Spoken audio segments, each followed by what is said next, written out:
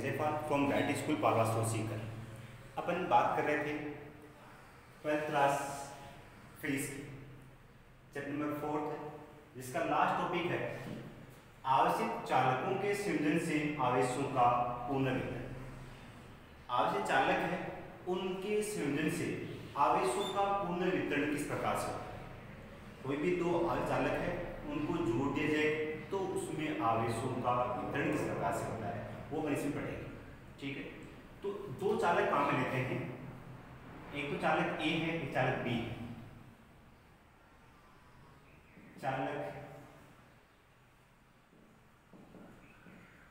चालक ए, चालक ए और बी दो गोलीय चालक काम में लेते हैं जिनकी त्रिज्याएं एक की मान लेते हैं R1 और दूसरे त्रिज्या मान लेते हैं R2, जिनकी त्रिज्या R1 और R2 और दोनों के दोनों कुचालक स्टैंड पर रखे हुए, दोनों के दोनों कुचालक स्टैंड पर रखे हुए। R1 R2 त्रिज्या के दो गोलीय चालक है। पहले चालक को अगर Q1 आवेश दिया जाए तो ये आवेश इसकी सतह पर एक समान रूप से फैल जाता है। Q1 आवेश देने पर यह आवेश इसकी सतह पर एक समान रूप से फैल जाएगा। दूसरे को Q2 आवेश दिया जाए तो ये Q2 आवेश भी इसकी सतह पर एक समान रूप से फैल जाता है। इस प्रकार से Q2 आवेश है वो इसकी सतह पर एक समान रूप से फैल जाएगा। Q1 और Q2 दोनों चालकों को दिया गया आवेश है। इसकी धारिता मान लीजिए C1 है, विभव V1 है, इसकी धारिता C2 है, विभव V2 है। ये बात कब की है? संयोजन से पहले की बात। ये बात कब की है? संयोजन से पहले, संयोजन से पहले। अब इन दोनों यही है सेम टू सेम त्रिज्या इसकी R1 इसकी त्रिज्या R2 है, दोनों को 40 डिग्री रखे हुए, ये भी यहाँ पे रखा हुआ त्रिज्या R1 और R2। अब इन दोनों गोली चालकों को अगर कोई नगण्य धारिता की चालकता, ये क्या है? नगण्य धारिता का चालकता,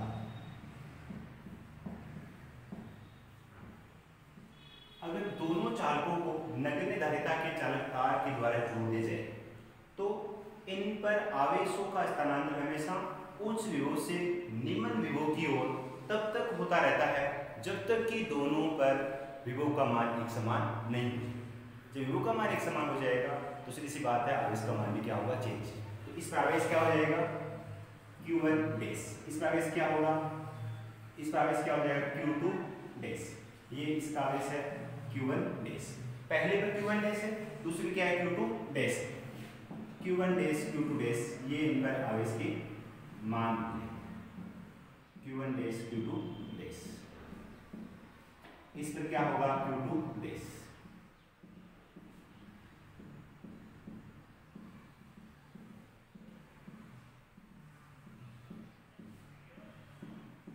भाषण में यह बात की हुई उभयनिष्ठ विभव की, क्या?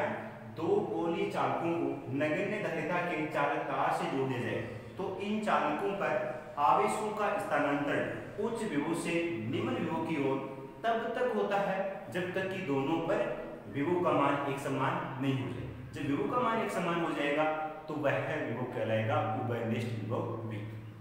दोनों पर V का मान एक समान, धारिता अलग अलग होगी, इसकी C1 होगी, इसकी क्या होगी? C2। उभयनिष्ठ विभव किसे कहते हैं? यहाँ परिभाषा देखेंगे आप उभयनिष्ठ विभव की। उभयनिष्ठ विभव किसे कहते हैं? ये चालक आपका A है, वो चालक B है। चालक A और ये है चालक B। ये बात थी किसकी? संयोजन के पहले की, और ये कब के? संयोजन के पश्चात, संयोजन के बाद, संयोजन के पश्चात।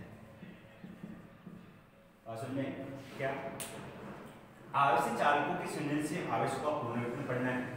तो आवेशों का पुनर्वितरण पढ़ने के लिए एक तो इसमें परिभाषा आती है उभयनिष्ठ विभव की।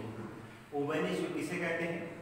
दो गोलीय चालकों को नगण्य धारिता के चालक तार से जोड़ने पर दो गोलीय चालकों को नगण्य धारिता के चालक तार से जोड़ने पर इन पर विभव का स्थानांतरण उच्च विभव से निम्न विभव की ओर तब तक होता है जब तक कि दोनों पर विभव का मान एक समान नहीं हो जाए, तो वह विभव उभयनिष्ठ विभव कहलाता है। दोबारा देखिए, आप टॉपिक था आपसे चालकों के संयोजन से आवेशों का पुनर्वितरण।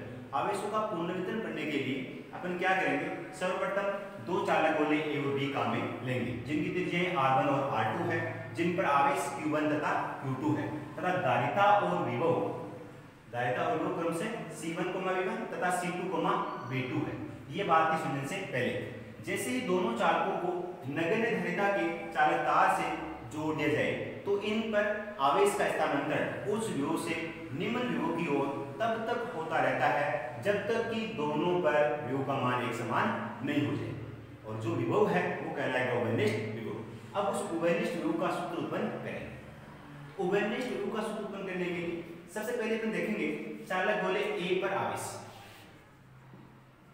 चालक गोले ए पर आवेश का फॉर्मूला क्या होता है? Q इक्वल टू CV होता है। Q इक्वल टू क्या होता है? CV। तो पहले के Q1 है, Q1 equal to C1 V1। ये क्या आ गया? चालक गोले A पर आवेश। इसके बाद में चालक गोले B पर आवेश। चालक गोले B पर आवेश क्या होगा? Q2 equal to C2 into V2।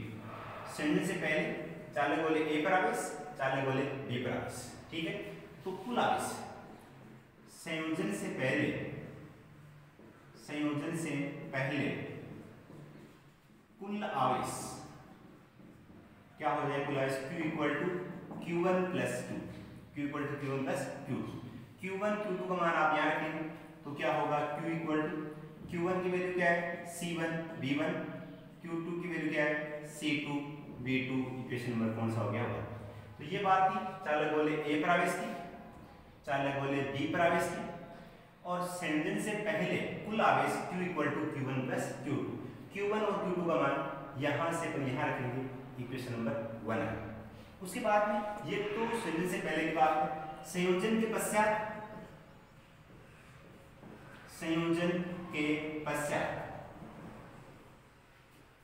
पश्चात कुल आवेश Q डैश मानेंगे। Q dash is equal to Q1 dash plus Q2 dash, Q1 dash plus Q2 dash. ये बात करती है संयोजन के पश्चात। संयोजन के बाद तो Q1 डैश की वैल्यू क्या होगी? Q1 dash equal to C1V। Q dash is equal to C1V plus Q2 dash equal to C2V। C1V plus C2V equation कौन सा हो गया? 2। ये इक्वेशन नंबर 1 है, ये इक्वेशन नंबर 2 है, ठीक है। उसके बाद एक नियम पढ़ा था आवेश संरक्षण नियम। तो आवेश संरक्षण नियम से क्या होता है? आवेश संरक्षण के नियम से संयोजन से पहले कुल आवेश इज इक्वल टू संयोजन के बाद में कुल आवेश। मतलब संयोजन के पहले कुल आवेश का मान संयोजन के बाद में कुल आवेश के बराबर होगा। तो आवेश संरक्षण नियम से Q इक्वल टू क्या होगा?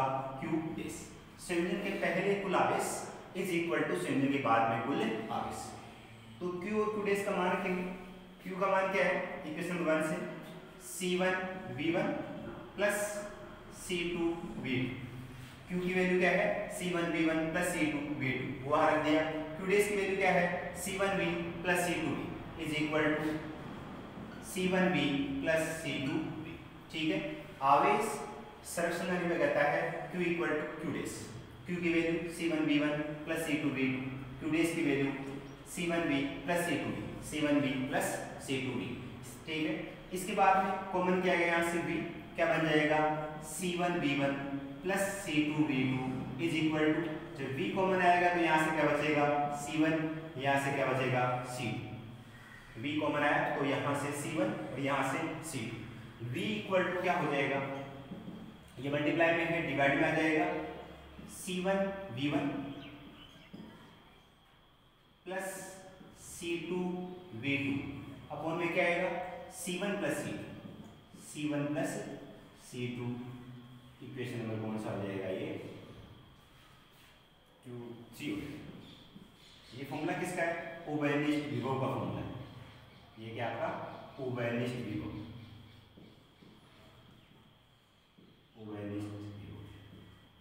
इस प्रकार से आपको उभयनिष्ठ विभव का फॉर्मूला ज्ञात है।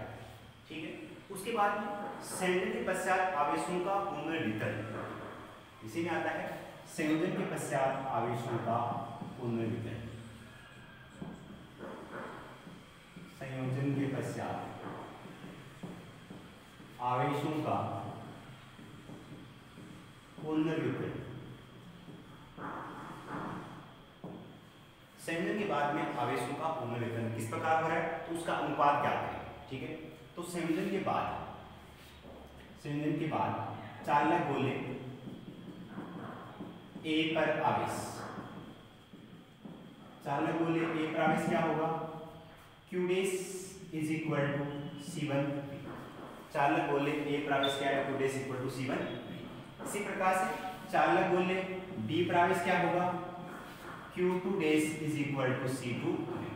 चालक संयोजन के बाद ही मैं बात कर रहा हूँ, संयोजन बाद में चालक गोले A पर आवेश Q1 dash equal to C1V और चालक गोले B पर आवेश क्या होगा Q2 dash equal to C2V। इनका अनुपात निकालेंगे Q1 dash upon Q2 dash. That means इसको इक्वेशन नंबर 4 कहेंगे, इसको नंबर 5 कहेंगे। इक्वेशन नंबर 4 को डिवाइड करेंगे नंबर 5 से। 4 को 5 से डिवाइड करने पर क्या मिलेगा Q1 dash upon Q2 dash, Q1 dash upon Q2 dash. Q1 dash upon Q dash क्या होगा Q1 डैश की वैल्यू क्या है C1V, Q डैश की वैल्यू क्या है C2V। ये कैंसिल हो जाएगा, क्या बचेगा Q1 dash upon Q2 dash is equal to C1 upon C2, C1 upon C2। ये है आवेश चालकों के संयोजन के पश्चात आवेशों का पुनर्वितरण। संयोजन के पश्चात आवेशों का पुनर्वितरण में क्या होगा Q1 dash upon Q dash equal to C1 upon C2। संयोजन के पश्चात इनके आवेशों जो अनुपात है वो इनकी धारिताओं के अनुपात के बराबर होता है।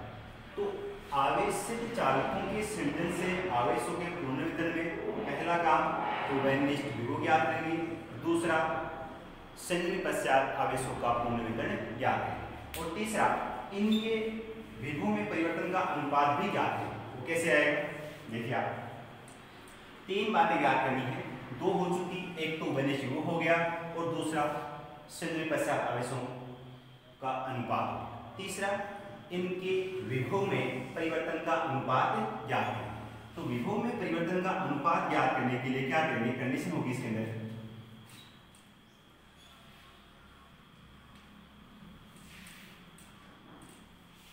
विभव में परिवर्तन का अनुपात ज्ञात करेंगे।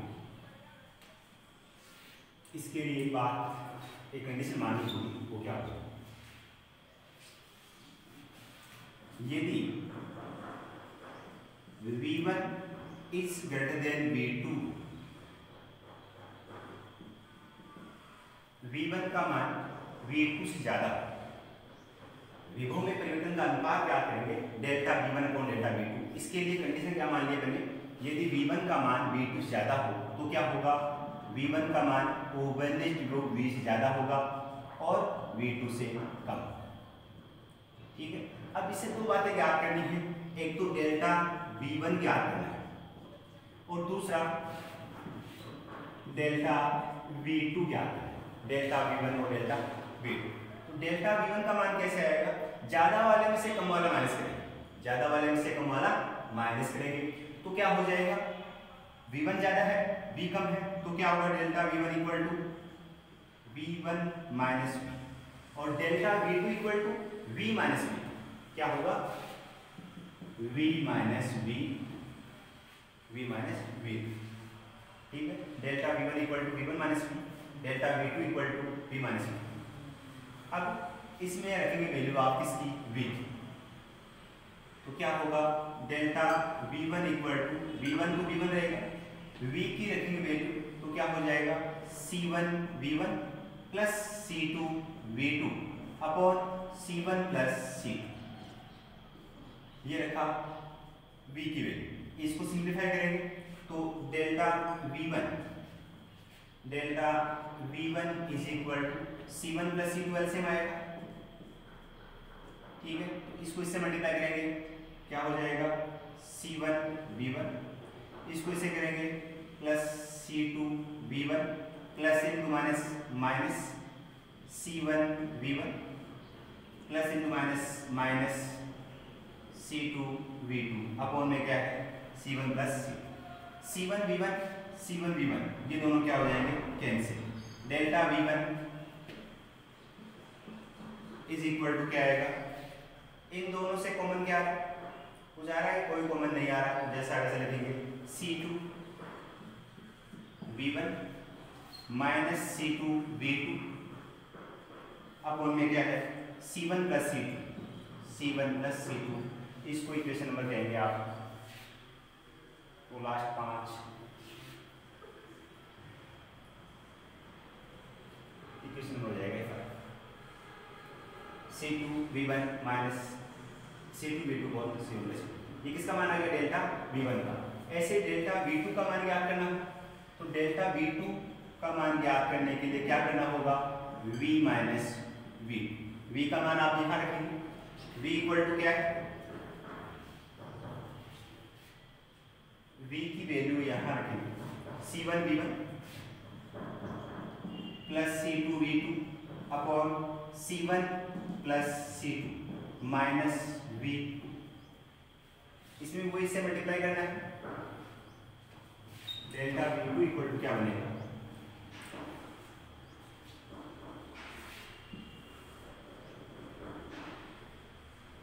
डेल्टा V2 इज इक्वल, इसको इससे मल्टीप्लाई करना है तो C1 V1 plus C2 V2, LCM क्या आएगा इसका C1 प्लस C2, जब C1 प्लस C2 एलसीएम आएगा, इसके नीचे 1 मानेंगे, इसे डिवाइड करेंगे तो C1 प्लस C2 बाहर जाएगा और ये इसे गुणा हो जाएगा, तो क्या होगा C1 माइनस का C1 V2 minus C2 V2 minus C2 V2, ठीक है बात। अब इसमें कुछ कैंसिल हो रहा है क्या, ये प्लस का है ये माइनस का है, दोनों क्या हो जाएंगे cancel. Delta V2 is equal to C1 V1 minus ये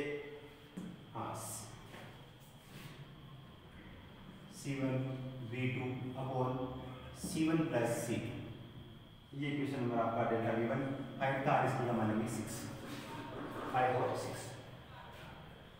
अब इसमें से क्या करना है, इक्वेशन नंबर 5 को डिवाइड करना है 6 से, 5 को डिवाइड से करना है 6 से करना है।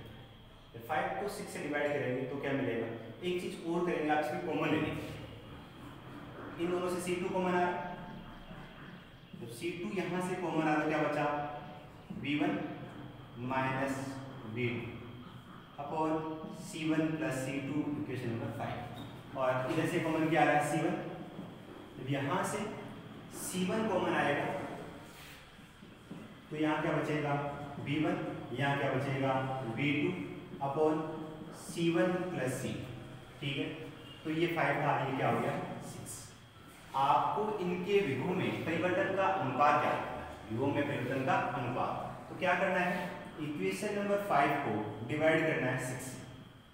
5 में क्या है, वही चीज LHS को LHS डिवाइड करना है, RHS को RHS से डिवाइड करना है, तो क्या होगा delta V1 upon delta V2, delta V1 upon delta V2।